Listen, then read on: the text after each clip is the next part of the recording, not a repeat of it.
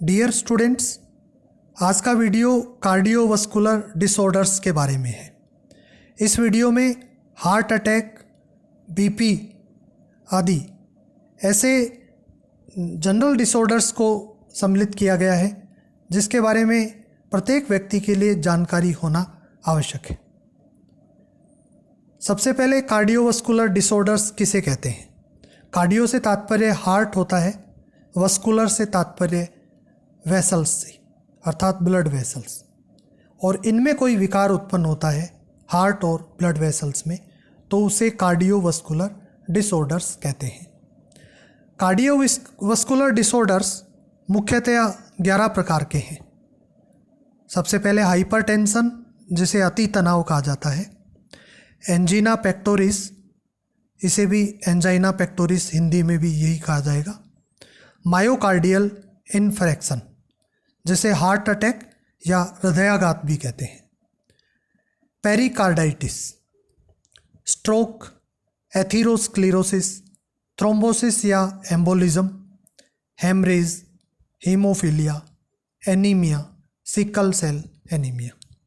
इसमें वीडियो में हम मुख्यतया शुरू के 4 जो डिसऑर्डर्स हैं उनके बारे में विस्तार से चर्चा करेंगे।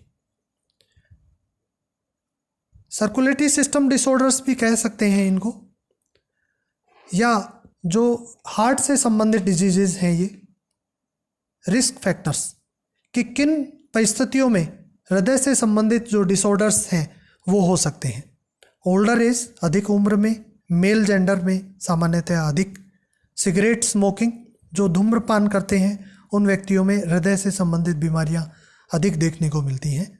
शरीर में कोलेस्ट्रॉल की मात्रा अधिक हो, डायबिटीज़, मधुमेह की स्थिति में, स्ट्रेस, जो व्यक्ति अधिक तनाव लेते हैं उनमें हृदय से संबंधित बीमारियां अधिक पाई गई हैं। ओबेसिटी, मोटापा, हेरिडिटी, कुछ हृदय से संबंधित जो डिसऑर्डर हैं वो आनुवांशिकता से संबंधित भी होते हैं, अर्थात यदि पेरेंट्स में वो डिजीज़ या डिसऑर्डर है तो संतान में होने की संभावना बढ़ जाती है। फिजिकल इनएक्टिविटी, शारीरिक रूप से जो लोग सक्रिय नहीं हैं उनमें हृदय से संबंधित बीमारियां अधिक देखने को मिलती हैं। हाई ब्लड प्रेशर, उच्च रक्तचाप। सबसे पहले हाइपरटेंशन या अति तनाव की बात करते हैं। हमने पिछले वीडियो में अध्ययन किया था कि एक स्वस्थ मनुष्य का जो ब्लड प्रेशर है वो 120/80 होता है, अर्थात उसका सिस्टोलिक ब्लड प्रेशर 120 mm/Hg अर्थात 120 mm पारे के दाब के बराबर, और डायस्टोलिक प्रेशर 80 mm/Hg होता है, जिसे सामान्यतया 120/80 से हम प्रदर्शित करते हैं। किसी कंडीशन में यदि दोनों ही प्रकार के रक्तदाब का मान अधिक हो जाता है तो यह अवस्था अति तनाव कहलाती है, अर्थात 120 से बढ़ जाए और इधर डायस्टोलिक ब्लड प्रेशर 80 से बढ़ जाए तो इसे ही हम हाइपरटेंशन या अति तनाव कहते हैं। सामान्य मनुष्य में यह आयु के अनुरूप बदलता रहता है, अर्थात 120/80 का जो मान है वो व्यक्ति की आयु पर निर्भर करता है। 20 वर्ष की आयु में स्वस्थ मनुष्य में बीपी जो है 120/80 होता है। 50 वर्ष की आयु में इसका मान 140/90 हो सकता है। 75 वर्ष की आयु में 160/90, और 75 से अधिक आयु में इसका मान 170/105 तक हो सकता है। हाइपरटेंशन या अति तनाव के कारण, एक्सेसिव हार्ड वर्क, अत्यधिक परिश्रम के कारण अति तनाव की स्थिति उत्पन्न हो सकती है। वरीज, चिंताओं के कारण। Abnormal conditions like in some diseases as kidney disease and phaeochromocytoma, कुछ बीमारियों में जो असामान्य परिस्थितियां बनती हैं उनमें भी अति तनाव उत्पन्न हो सकता है, जैसे वृक्क से संबंधित बीमारियों में। वृक्क के बारे में हम सभी जानते हैं, किडनी के बारे में।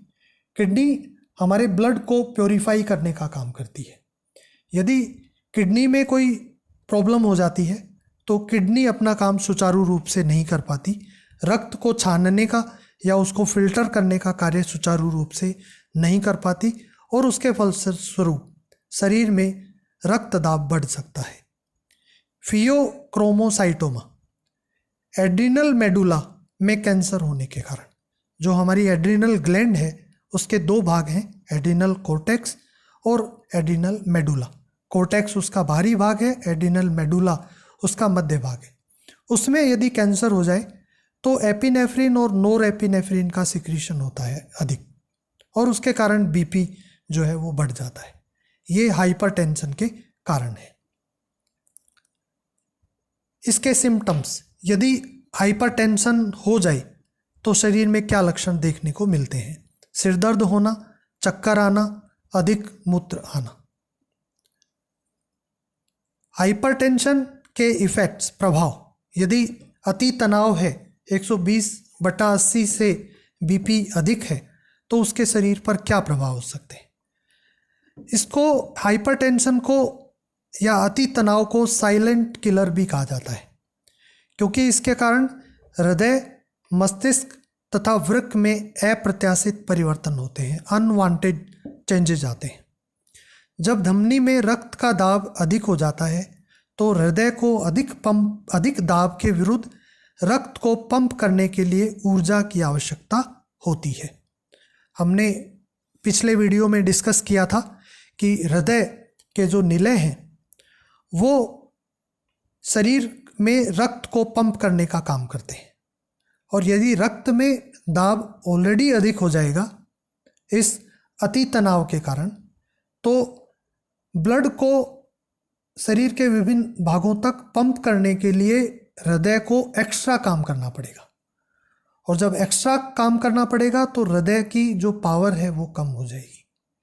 यदि इन परिस्थितियों में हृदय रक्त को पंप नहीं कर पाता है तो एंजाइना पेक्टोरिस या मायोकार्डियल इन्फेक्शन हो जाता है, अर्थात हृदय की जो है वो मृत्यु हो जाती है।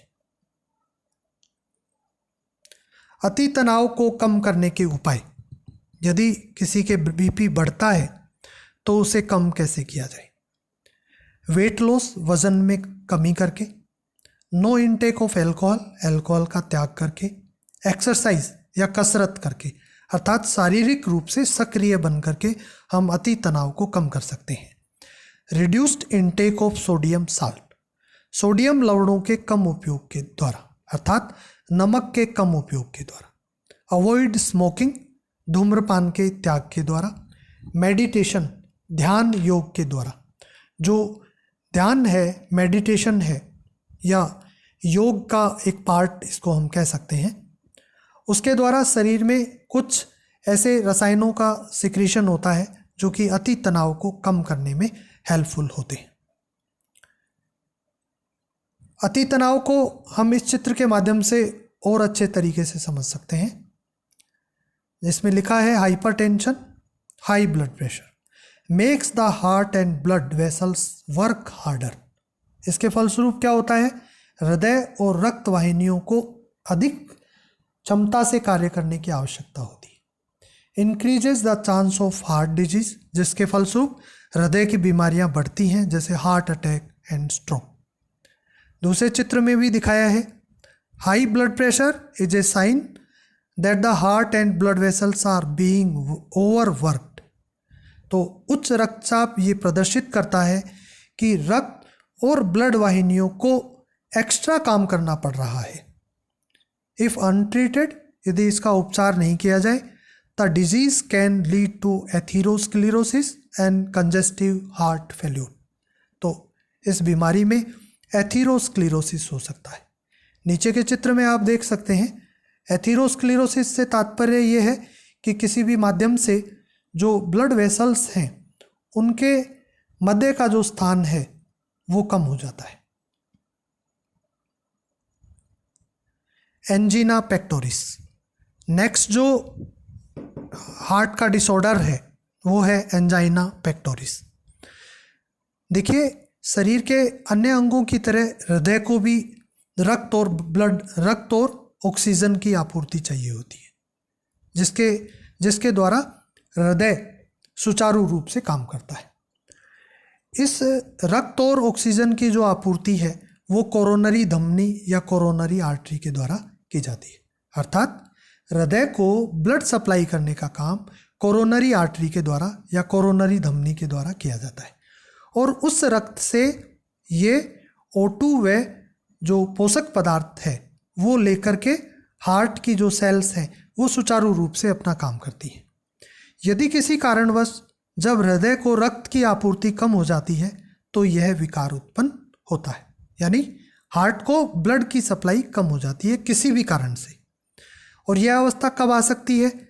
हार्ड वर्क के कारण, रक्ताल्पता के कारण, यदि बॉडी एनीमिक है, बॉडी में हीमोग्लोबिन की मात्रा कम है, थायराइड के अधिक सक्रिय होने से, तथा अति तनाव के कारण, वही बीपी अगर बढ़ा हुआ हो तो।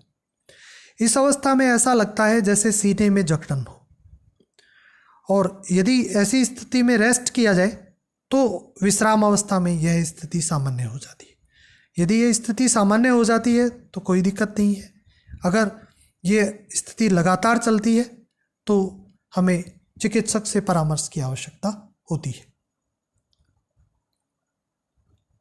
मायोकार्डियल इन्फ्रैक्शन, ये नेक्स्ट हार्ट का डिसऑर्डर है। मायोकार्डियल इन्फ्रैक्शन से तात्पर्य है, मायो मीन्स मायोकार्डियम, अर्थात हृदय जिन पेशियों से मिलकर के बना है। यह विकार हृदय पेशियों या कार्डियक मसल्स की विकृति से उत्पन्न होता है।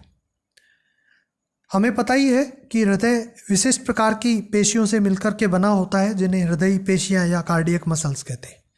और ये पेशियां जन्म से लेकर मृत्यु पर्यंत बिना थके हृदय को लगातार स्पंदित करती रहती हैं, बीट करती रहती है। अब इनके निरंतर कार्य के लिए ऊर्जा की जरूरत होती है, और जो कोरोनरी धमनी की ब्लड सप्लाई के द्वारा पूरी की जाती है। यदि किसी कारण से कोरोनरी धमनी अवरुद्ध हो जाती है तो हृदय पेशियों की रक्त आपूर्ति में कमी आ जाती है। रक्त आपूर्ति में कमी आने से हृदय पेशियों में ऑक्सीजन की कमी हो जाती है, जिससे हृदय पेशियां क्षति होकर ग्रस्त होकर मर सकती है। सामान्य इस भाषा में इसे हृदयाघात या हार्ट अटैक भी कहा जाता है। इसके लक्षण क्या हैं? चेस्ट पेन, सीने में दर्द, डिफिकल्टी इन ब्रीदिंग, श्वास लेने में कठिनाई, अनकॉन्शियसनेस, बेहोशी, टायर्ड, थकान महसूस होती है। यदि इनमें से कुछ लक्षण या सभी लक्षण यदि किसी व्यक्ति में दिखाई देते हैं तो हमें तुरंत उसे चिकित्सक की सलाह के लिए लेकर के जाना चाहिए। Heart attack, acute myocardial infection भी कह सकते हैं इसको, और हम कह सकते हैं interruption of oxygen supply to the heart. यदि हृदय की ये जो कोरोनरी आर्टरीज दिखाई गई हैं, इनमें यदि ऑक्सीजन की सप्लाई में किसी भी प्रकार का अवरोध आ जाता है तो ये हार्ट अटैक कहलाएगा। Causes death of the heart muscles, leading cause of death in both man and women, और यह पुरुष व स्त्री दोनों में मृत्यु का कारण बन सकता है। हार्ट अटैक के सिम्टम्स को इन दो चित्रों की सहायता से और इस लिस्ट की सहायता से हम समझ सकते हैं। चेस्ट पेन, ऊपर के चित्र में आप देख ही रहे हैं कि किस तरह से व्यक्ति ने अपने हृदय को दर्द की वजह से परेशान होने के कारण हाथ लगाया हुआ है। चेस्ट पेन, स्क्वीजिंग और हैवी प्रेशर ऑन चेस्ट, छाती में तेज भारीपन या एक जकड़न महसूस होती है हार्ट अटैक के समय। Pain that radiates down left shoulder and arm, एक दर्द जो हार्ट से शुरू होकर के कंधे से होकर के और जो बाईं भुजा है उसमें फैलता हुआ प्रतीत होता है। ऐसे पेन को कहते हैं pain that radiates down left shoulder and arm, इस तरह का दर्द। शॉर्टनेस ऑफ ब्रीथ, सांस लेने में कठिनाई, नोजिया और वोमिटिंग, जी मितलाने को नोजिया कहते हैं या उल्टी आना, वोमिटिंग। एंग्जाइटी और फेंटिंग, एक तरह की बेहोशी सी फील होती है, फेंटिंग। लाइटेडनेस और डिजीनेस, चक्कर आना, लाइट हेडेडनेस, चक्कर आना, palpitations, feeling like your heart is beating too fast, ऐसा फील होता है जैसे आपका हृदय बहुत तेजी से धड़क रहा है। स्वेटिंग विच में बी एक्सट्रीम, पसीना आना, और पसीना एक हद तक बहुत ज़्यादा मात्रा में आता है। यदि ये सारे सिम्टम्स हैं तो ये हृदयाघात या हार्ट अटैक के सिम्टम्स हो सकते हैं। नेक्स्ट जो डिसऑर्डर है हार्ट का वो पेरिकार्डाइटिस कहलाता है। हमें पता है हृदय के चारों ओर एक आवरण पाया जाता है जिसे पेरिकार्डियम कहते हैं। तो हृदय के चारों का ओर का आवरण पेरिकार्डियम। अब हृदय और पेरिकार्डियम यानी उसके चारों तरफ जो आवरण है जिसको हृदय आवरण भी कहते हैं, उनके बीच में एक स्थान है जिसे पेरिकार्डियल स्पेस कहते हैं। तो इस पेरिकार्डियल स्पेस में एक फ्लूइड भरा रहता है, एक तरल भरा रहता है जिसे पेरिकार्डियल तरल या पेरिकार्डियल फ्लूइड कहते हैं। यदि किसी भी कारण से इस द्रव की मात्रा में कमी या वृद्धि हो जाए तो इसमें संक्रमण की स्थिति उत्पन्न हो जाती है और इसे ही पेरिकार्डिटिस कहते हैं। पेरिकार्डिटिस के लक्षण: chest pain radiating toward shoulder and arm, deep breathing, difficulty in swallowing. Pericardial fluid अधिक होने पर हृदय को फैलने का स्थान नहीं मिल पाता है। यदि किसी वजह से पेरिकार्डियल फ्लूइड अधिक हो गया तो हृदय के बाहर पेरिकार्डियल फ्लूइड और उससे बाहर की तरफ पेरिकार्डियम, फ्लूइड की मात्रा अधिक हो गई तो हृदय को फैलने का प्रॉपर स्थान नहीं मिल पाएगा और वह दबाव महसूस करता है। और किसी भी कारण से यदि पेरिकार्डियल फ्लूइड की मात्रा कम हो जाए तो हृदय आवरण यानी हृदय के चारों तरफ का जो कवर है वो हृदय से चिपक जाएगा और वो इस झिल्ली से, हृदय जो है वो इस झिल्ली से रगड़ खाएगा। ऐसी जो कंडीशन है उसको पेरिकार्डिटिस कहते हैं। तो ये स्थिति अगर लंबे समय तक चलती है तो व्यक्ति के लिए घातक हो सकती है। तो अगर ये स्थितियां लंबे समय तक चलें तो हमें चिकित्सक से परामर्श लेने की आवश्यकता होती है। Thank you. जय हिंद।